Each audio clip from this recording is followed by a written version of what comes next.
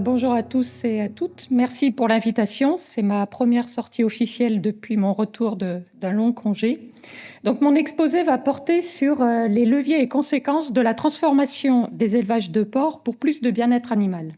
Il s'appuiera sur le cas de l'Allemagne.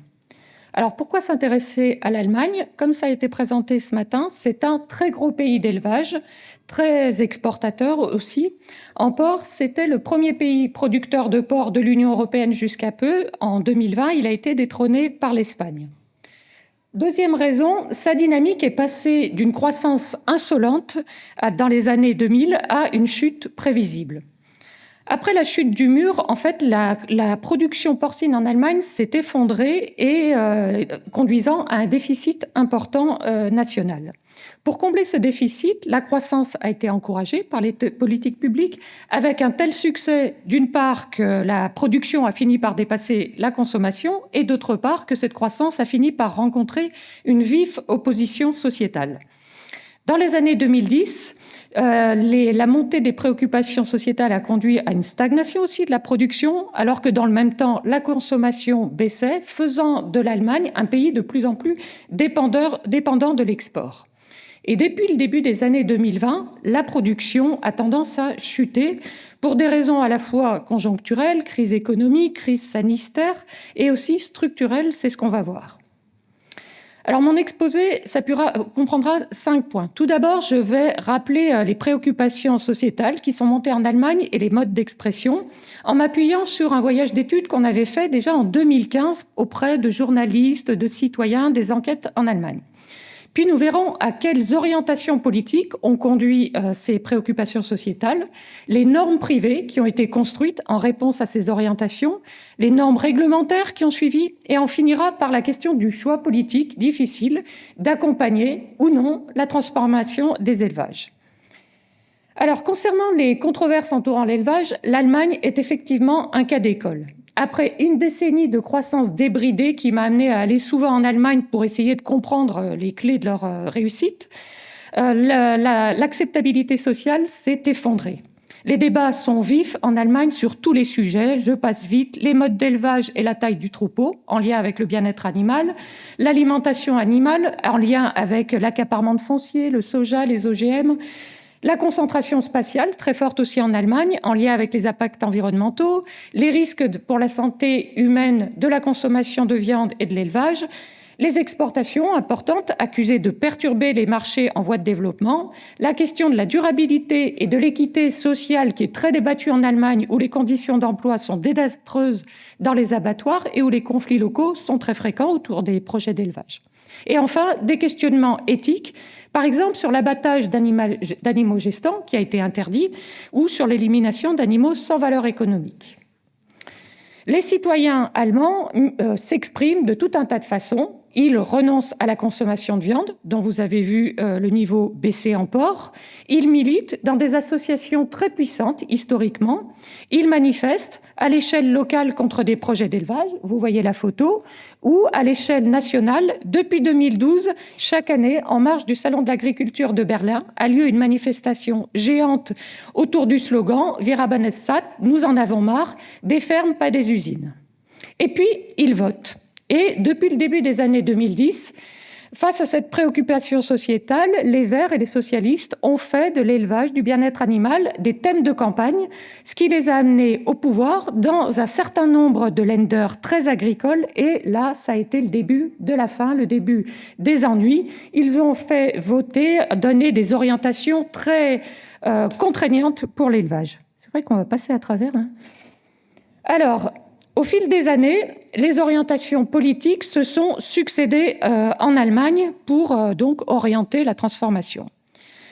Face à la contestation sociétale très forte, dès 2010, la ministre de l'Agriculture de l'époque a lancé un vaste débat en Allemagne autour de l'élevage.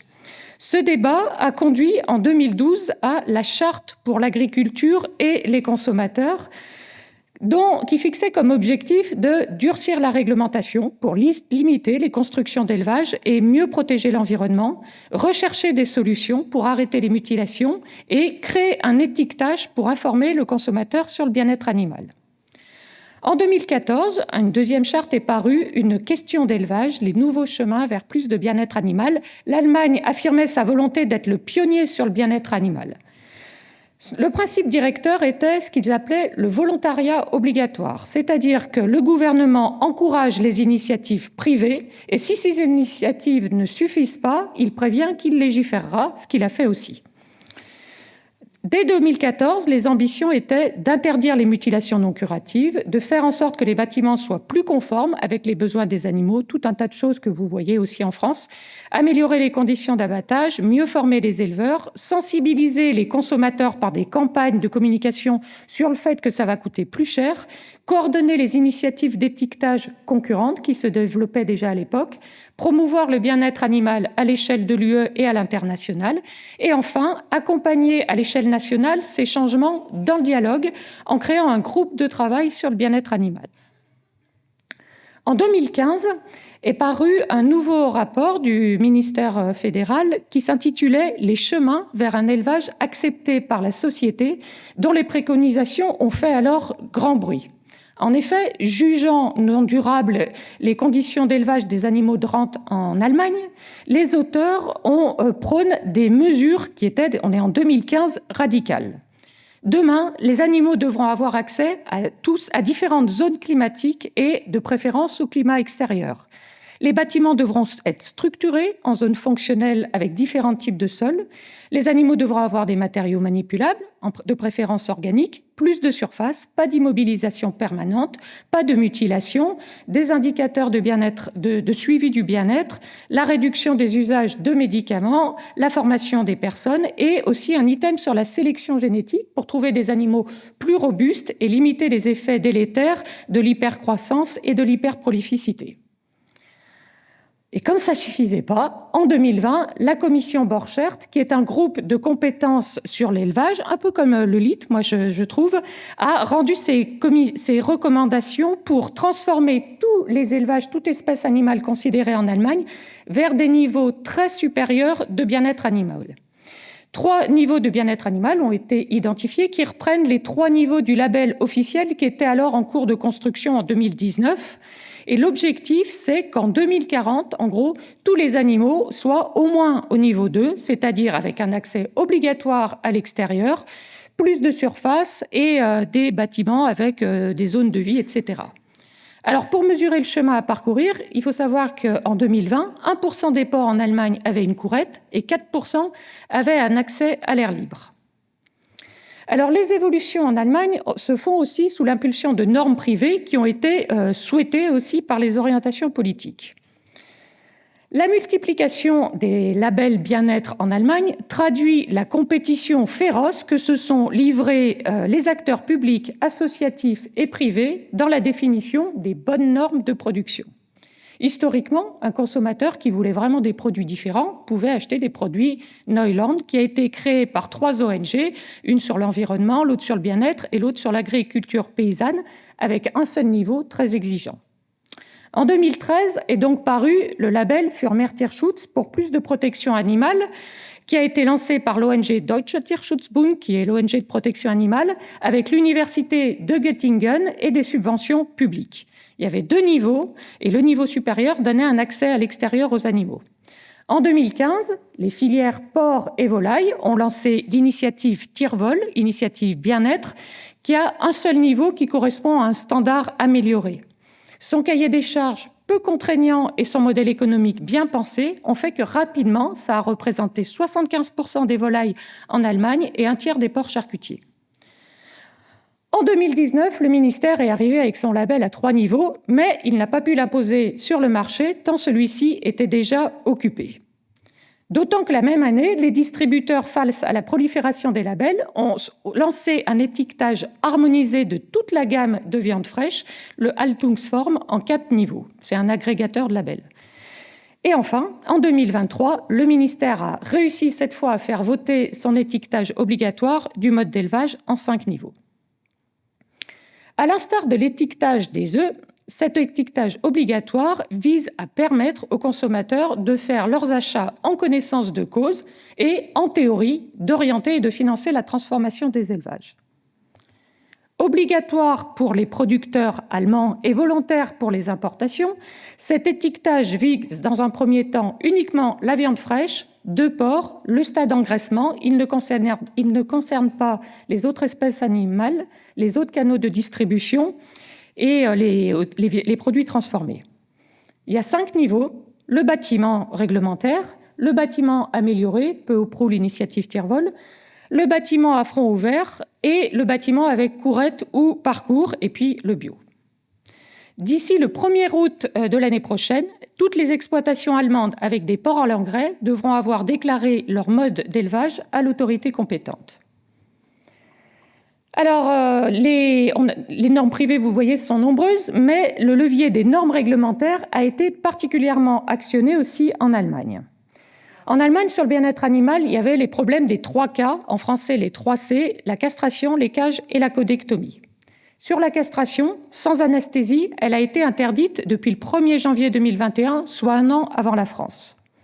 Concernant les cages, pour les truies, elles sont interdites par l'ordonnance du 9 février 2021 qui stipule qu'en attente saillie, la contention des truies est limitée au moment de l'IA et des examens et que les truies devront bénéficier de 5 mètres carrés. Le délai d'application de transposition est de 8 ans, mais les producteurs doivent avoir déposé leur projet avant le 9 février de l'année prochaine. D'où aussi les explications pourquoi ils arrêtent pour certains les truies. Et pour la maternité, l'ordonnance stipule que les truies doivent être conduits libres, sauf 5 jours autour de la mise bas, dans des cases de plus de 6,5 mètres carrés. Et pour la codectomie, rien de bien nouveau, c'est un audit de la Commission en Allemagne en 2018 qui a conduit à un plan d'action avec les analyses de risque. Alors maintenant qu'on a vu tous ces points-là, se pose la question de comment on finance, comment on fait, et la dure question des choix politiques. La commission Borchert a évalué en 2020 le besoin de financement pour transformer les élevages à 1,2 milliard d'euros par an d'ici 2030, 2,4 milliards d'euros par an d'ici 2025-2030 et 3,6 milliards d'euros d'ici 2040 par an. Alors pour financer ça, il y a 3 voies qui sont actionnées en Allemagne comme ailleurs. Premièrement, les éleveurs, par l'amélioration des performances techniques qui seraient consécutives aux meilleures conditions de vie des animaux et à la modernisation de leurs bâtiments. Sauf que toutes les études qui ont été faites en Allemagne montrent que l'indice de consommation et les vitesses de croissance sont dégradés dans les bâtiments ouverts du fait de la plus grande activité des porcs et que le temps de travail et l'investissement est doublé. Bref, le coût de revient augmente fortement. Deuxième voie, les consommateurs, par l'augmentation du prix de la viande, du prix de base, par des plus-values pour les produits différenciés ou par des taxes. Et troisième voie, le contribuable, par la réorientation des aides publiques en faveur du bien-être animal sous forme de subventions ou de primes. Alors, concernant le consommateur, l'inflation rebat les cartes. Avant la crise, si la consommation de viande de porc était en tendance à la baisse, la demande de porc bien-être avait tendance à augmenter. De fait, on a eu une multitude de filières de commercialisation de porcs alternatifs qui se sont créées en Allemagne. C'est en niveau 3 et 4, c'est avec l'accès à l'air libre ou des courettes. Mais malgré tout, c'est resté d'un volume faible. Ça reste un marché de niche, c'est niveau avec l'accès à l'extérieur, moins de 2% de la production. Et depuis la crise, la demande recule sous l'effet de la crise de pouvoir d'achat et aucun des cahiers des charges que vous voyez n'accepte de nouveaux producteurs et même tenissent à résilier certains contrats avec des éleveurs qui produisaient en initiative tire-vol, pourtant peu contraignants. Par ailleurs, vous le savez, les coûts ont flambé à tous les niveaux, le travail, l'énergie, etc. Et en Allemagne, ils ont calculé qu'il faudrait augmenter de 25% le prix de vente aux consommateurs d'une escalope de porc conventionnelle et qu'il faudrait vendre des escalopes de porc niveau 4 à plus de 25 € le kilo. Donc, ça limite un peu le nombre de clients. Autre voie, donc, qui est discutée, c'est taxer les produits animaux. Alors, il y a 3 options qui ont été présentées par la commission Borchert en 2020. Utiliser la fiscalité générale en créant un impôt de solidarité. Les limites, c'est que ça fait payer aussi même les non-consommateurs et que ça pose des difficultés d'affectation des fonds recueillis à l'élevage. Deuxième voie discutée, c'est augmenter la TVA pour les produits animaux de 7%, qui est le taux réduit actuel, à 19%. C'est simple à mettre en œuvre, mais ça pose aussi des difficultés de réaffectation des fonds au bien-être animal à l'élevage. Et par ailleurs, ça va impacter plus forcément les produits les plus vertueux, car les produits les plus chers, puisque c'est proportionnel à la valeur. Et c'est discriminatoire pour les éleveurs, les producteurs étrangers qui n'auront pas d'aide en retour. Et enfin, la troisième voie, ce qui a été proposé, c'est de créer une taxe d'assises, c'est-à-dire non pas liée à la valeur mais au volume, sur les produits animaux. La commission Borchert l'avait fixée par exemple à 40 centimes d'euros par kilo de viande et produits transformés, 2 centimes d'euros pour le lait, etc. Ce qui permettait de générer, avec les effectifs et la consommation de l'époque, 3,6 milliards d'euros par an, ce qui correspondait aux besoins. Ils avaient évalué que ça correspondait à un surcoût moyen pour un consommateur moyen de 35 euros par an. Alors la limite, c'est la réaffectation après entre les différents lenders, le caractère discriminatoire par rapport aux produits importés. Malgré tout ça, c'était considéré comme la meilleure solution et le ministère fédéral de l'Agriculture s'était engagé à faire des propositions dans ce sens d'ici mars 2023. En août 2023, ne voyant rien venir, la commission Borchert a jeté l'éponge et a cessé ses travaux. Et enfin, dernier point, subventionner les investissements et compenser les surcoûts. Historiquement, l'Allemagne a actionné la mesure 14 dédiée au bien-être animal du second pilier de la PAC, certains de ses lenders, en particulier pour subventionner la fin de la codectomie ou la fin des cages en maternité. La nouveauté en 2023, c'est le programme fédéral d'aide à la transformation des bâtiments porcins vers les niveaux 3 à 5 de l'étiquetage obligatoire, c'est-à-dire les niveaux qui donnent un accès à l'air libre aux cochons. L'engagement est sur 10 ans et le budget qui a été voté là est de 1 milliard d'euros sur 4 ans, sur les 4 premières années, ce qui est jugé mais très très très insuffisant par les professionnels. Il y a 2 piliers.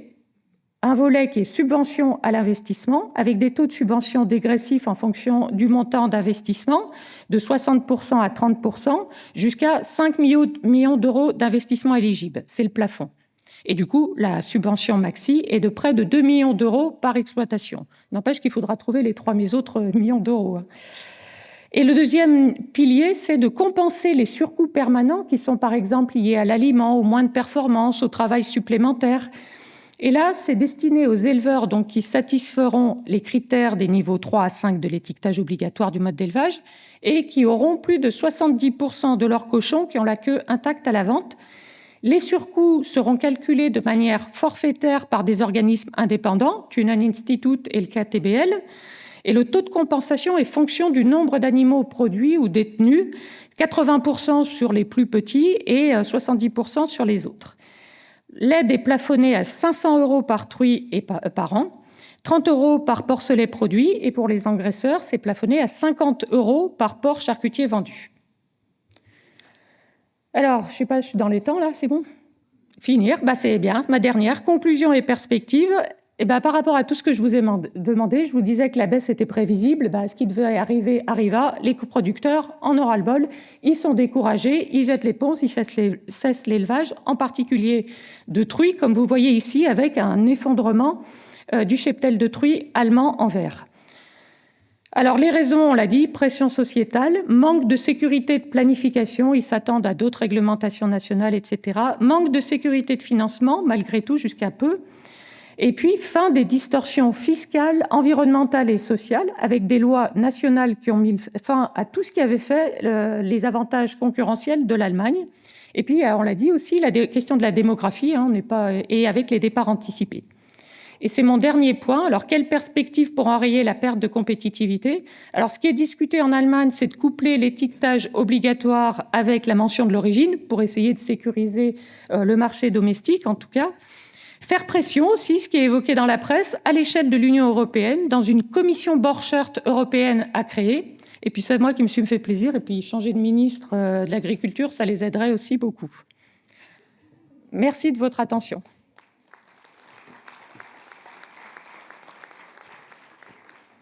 Merci beaucoup, Christine, pour ce petit voyage donc, dans un pays très proche, mais qui a quand même pris des options et des décisions qui sont assez différentes des nôtres. Donc, c'est intéressant à regarder.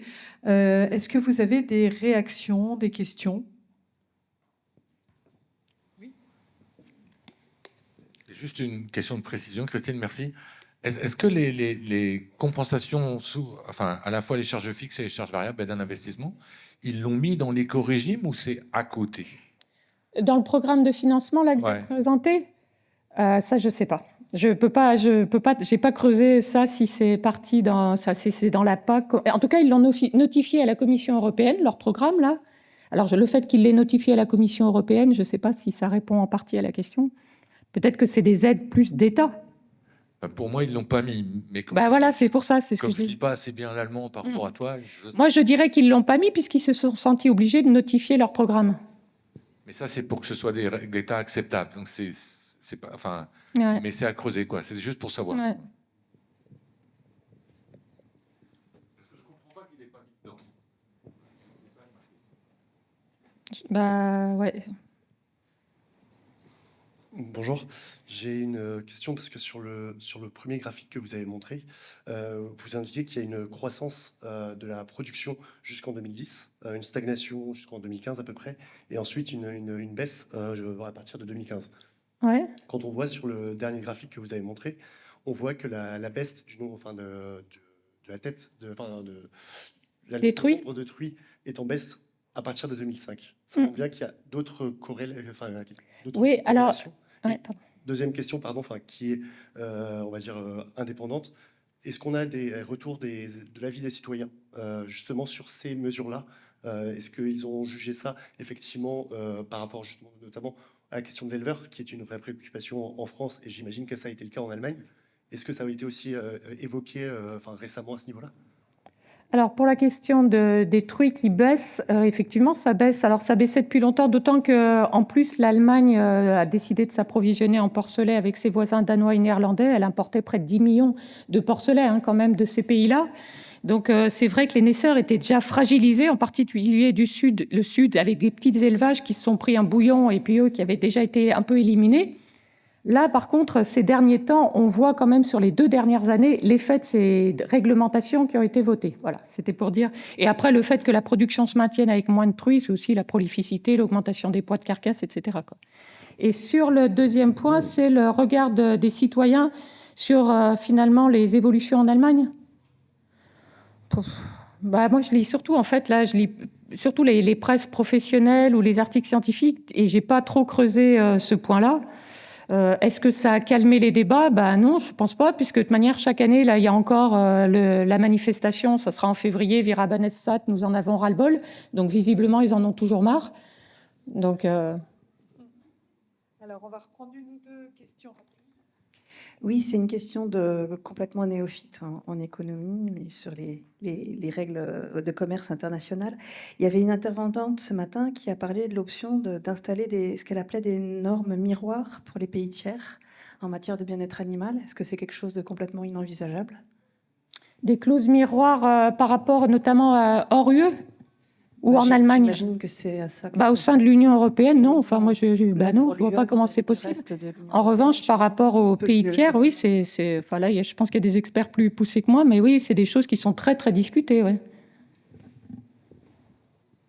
Enfin bon, là, je vois. Tu veux dire un mot, Hervé?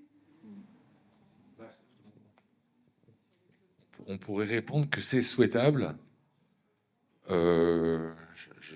Je serais largement en retraite. Alors là, voilà, avant que ça se mette en place. Voilà. Le problème, c'est le décalage entre les mesures de PAC, etc., nationales, et les mesures aux échanges.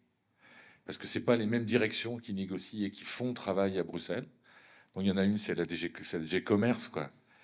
Et les clauses miroirs, qui est de dire je veux assurer des mêmes conditions environnementales, sociales, de bien-être animal avec les partenaires, quoi. On en parle, mais on en parle depuis que je suis à l'INRA, quoi. Ça fait longtemps quand même.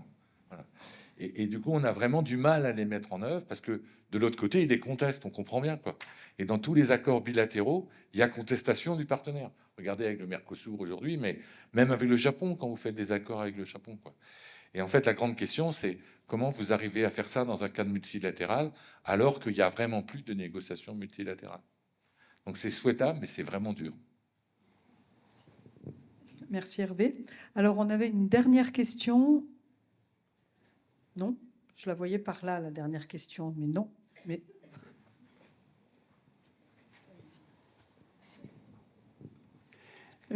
Oui, déjà, Christine, tu n'as pas perdu ta gouaille pour la présentation. Bravo.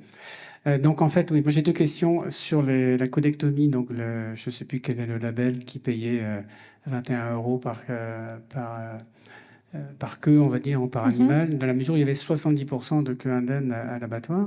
Donc, ça veut dire qu'au final, c'est impossible d'avoir un vrai arrêt de la codectomie, au final. Parce que s'ils considèrent qu'à 70%, c'est déjà bien, ça veut dire que c'est impossible. Ça, c'est la première question, première remarque. Et deuxième, donc sur les financements, j'ai noté qu'il y avait les subventions 500 € par truie et après 30 € par porcelet. C'est cumulatif? Alors, je pense pas. Là, c'est une bonne question. En reprenant, hier, je me suis dit, j'ai pas eu le temps de vérifier. En fait, souvent en Allemagne, les naisseurs et les engraisseurs sont quand même très souvent séparés dans des structures distinctes. Bon, il y a aussi des naisseurs-engraisseurs. Et les 30 €, je pense pas que... Moi, je dirais que c'est pas cumulatif. Voilà. Mais ça, c'est des petits points. J'en mettrai pas ma main à couper. Je trouvais que 50 € par porc, c'était déjà pas mal.